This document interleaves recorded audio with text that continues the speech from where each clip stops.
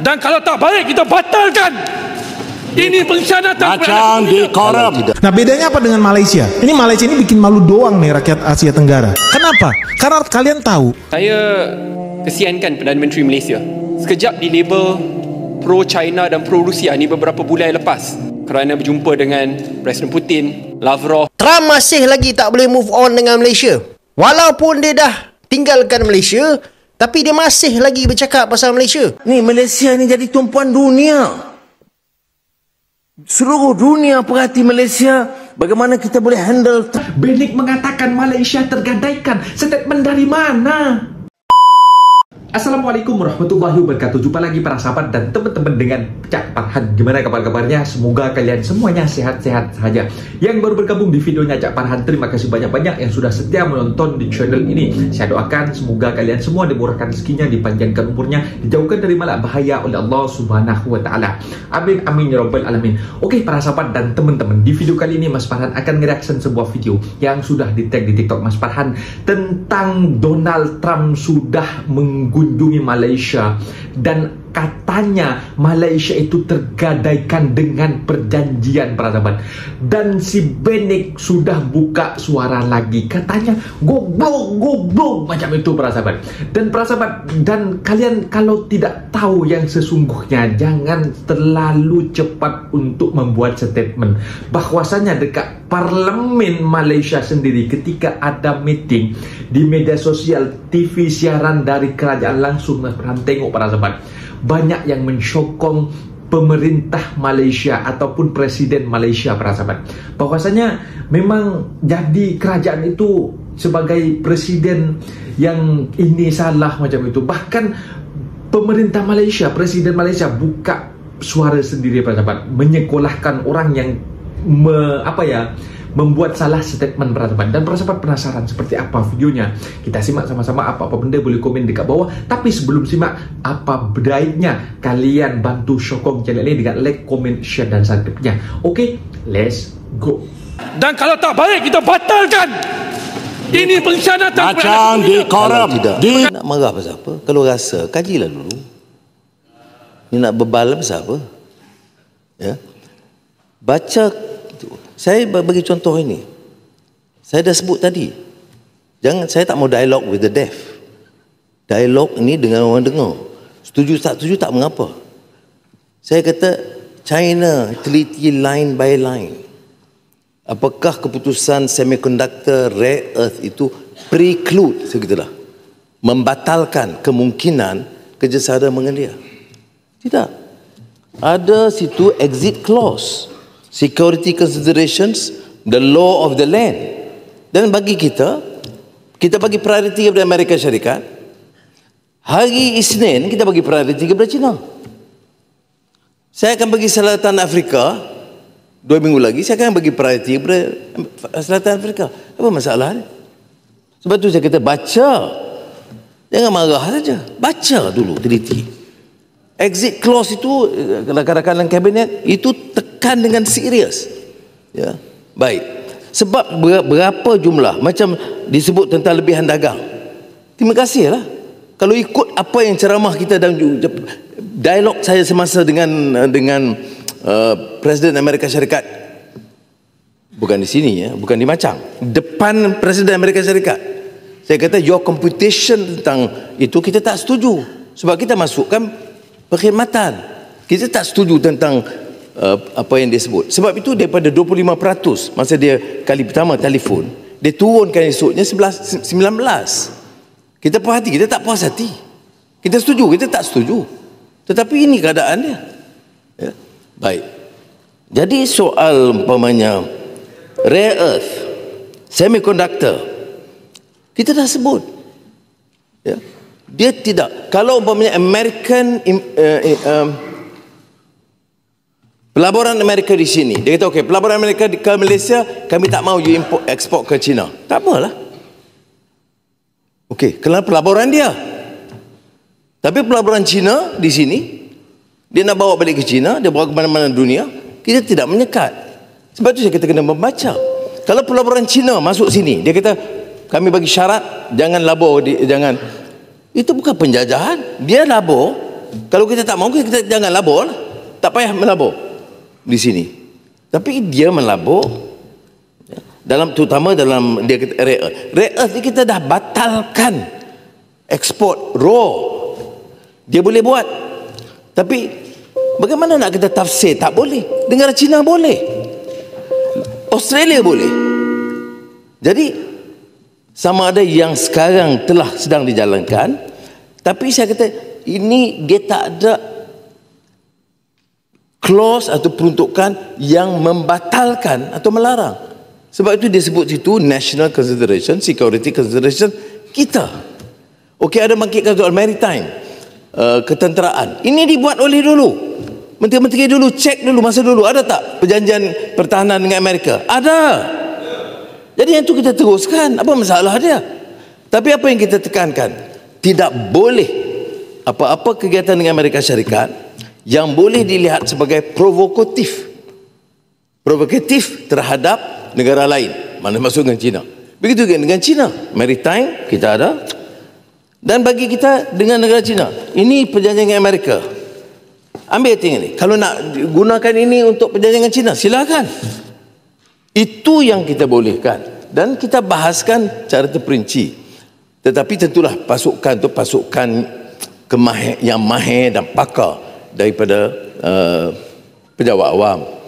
Mereka lakukan pagi, petang, malam, berbulan-bulan, Tan Sri.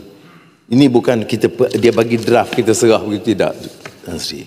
Sebab tu Menteri MITI agak tegaskan perkara ini. Jadi nak guna jumlah ini, turning half truth into absolutes. Ini problem dia.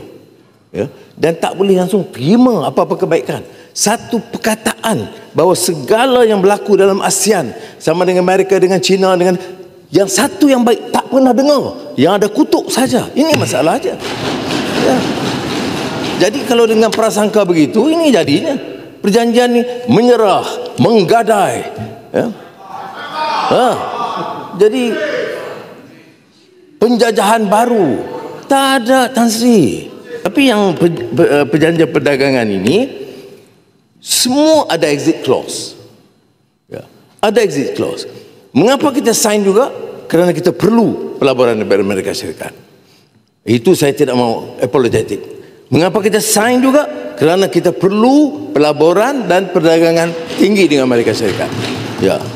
Tetapi soal menyerah tidak timbul. Ya. Begitu juga negara-negara China. Dulu bila kita baik dengan China, kita juga diserang. Itu yang Moa sebut jadi betul. Sekarang nampak baik dengan Amerika pun tak boleh. Nak kena dengan siapa ni? Nak baik dengan negara mana ni?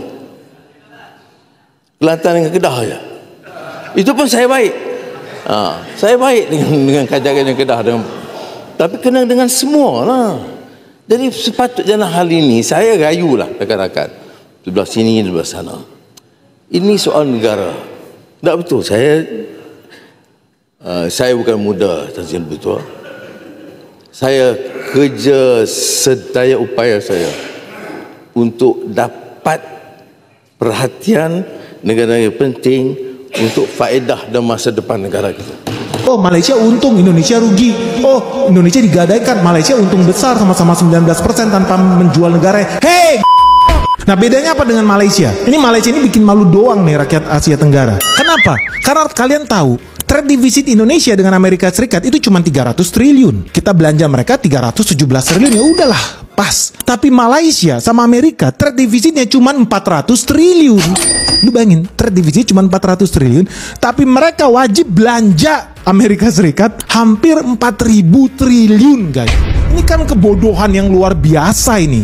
Apa enggak? Tapi lu kan nggak tahu informasi ini. Lu taunya apa? Oh, Malaysia untung, Indonesia rugi.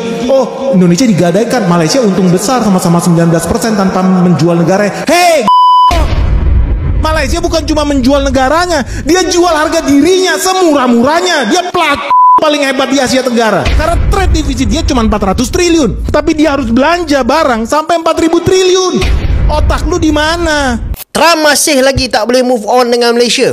Walaupun dia dah tinggalkan Malaysia, tapi dia masih lagi bercakap pasal Malaysia. Tengok video ni. I called them, they were both great people and sort of reasonable. I said, listen, you want to trade? We're not going to make a deal with you if you're going to be in war. Then I called Cambodia, I called Thailand, I called Cambodia, back and forth. And after about 2 days, we ended up with the help of Malaysia. Malaysia was like a mediator. We used a beautiful facility in Malaysia because it was too hot. The other two, and I don't mean hot weather-wise, I mean it was hot. It was too hot with bullets flying all over the place. And Malaysia was fantastic, and they helped implement it. The Prime Minister was great guy, just left him. And within 2 days, we signed a deal, and the two people came in, they were like best friends. It was a beautiful thing to see. We saved, probably millions of lives. Sebenarnya pada pandangan saya lah pujian Trump ke atas Malaysia dan juga PMX ni, dia sebenarnya tak penting pun. Dia tak penting. Bahkan tetapi yang lebih penting lagi adalah peranan yang dimainkan oleh Malaysia ni diiktiraf oleh Donald Trump sendiri, yang mana ia telah berjaya menyelamatkan lebih banyak nyawa daripada melayang. Macam kita tahulah, krisis sempadan dekat Thailand dan juga Kemboja ni dia makin serius dan sudah berlaku kejadian tembak-menembak di antara kedua-dua pihak. Dan akibatnya ada banyak rakyat biasa yang tak bersalah pun akan tetapi menjadi mangsa. Akan tetapi walau apa pun, apa yang Trump buat ni, dia adalah satu free marketing untuk Malaysia. Dan secara tak langsung, nama Malaysia pun telah pun diangkat dan dikenali dekat satu dunia. Tak begitu ke? Share pandangan korang dekat ruangan komen. Ni Malaysia ni jadi tumpuan dunia. Seluruh dunia perhati Malaysia. Bagaimana kita boleh handle Trump. Esoknya dengan Lee Chiang. Hari ni sign dengan Trump. Esok sign dengan Lee Chiang. Kemudian sepakat negara ASEAN. Bawa Brazil. Brazil itu perang. Musuh betul dengan Donald Trump. Kita panggil dia. South Africa. Ramaphosa. Disergah oleh Trump masa pertemuan. Kita panggil dia. Saya kena tegang. Selalu tu dunia bagi perhatian. Ada 2-3 ini memang dengki, hasad dengki dengan kita. Bukan soal saya. Ini yang kawan-kawan saya kerja lagi bertungkus lumus untuk menjayakan ini. Jadi sudah kena harap. Saya syukur. Saya anak Malaysia. Saya bangga kerana Malaysia harum namanya sekarang. Sebab itu kita sign kemudian ya. ASEAN-China Free Trade Agreement 3.0 upgrade. Yang pertama ASEAN dengan yang upgrade ni. Pertama, kalau kita takut dengan negara Amerika Syarikat, mana mungkin kita sign dengan China sehari selepas Presiden Trump pulang? Tak mungkin. Ini saya kata kebijaksanaan diplomasi ya, bukan saya tapi juga rakan-rakan semua. Sebenarnya, dari dulu pribumilah yang menjajah kita, bukan Belanda. Masih ingatkah kalian, dalam buku sejarah SD, nama Herman William Daendels, yang dikenal sebagai tokoh kejam yang bertanggung jawab atas meninggalnya 12.000 orang yang disuruh untuk kerja paksa membangun jalan Anyer Panarukan 1000 km.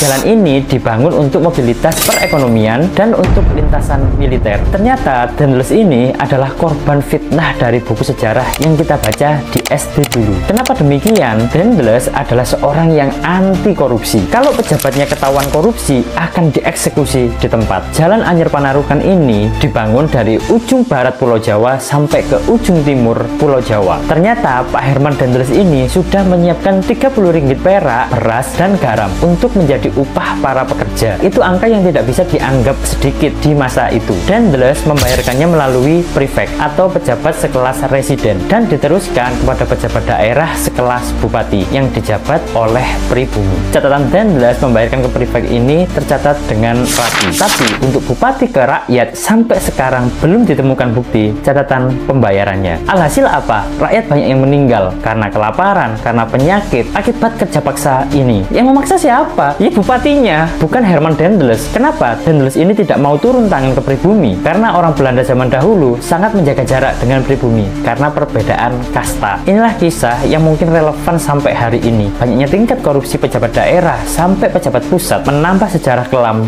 bumi pertiwi kita. Sekarang kamu sudah sadar siapakah yang sebenarnya menjajah kita sampai hari ini.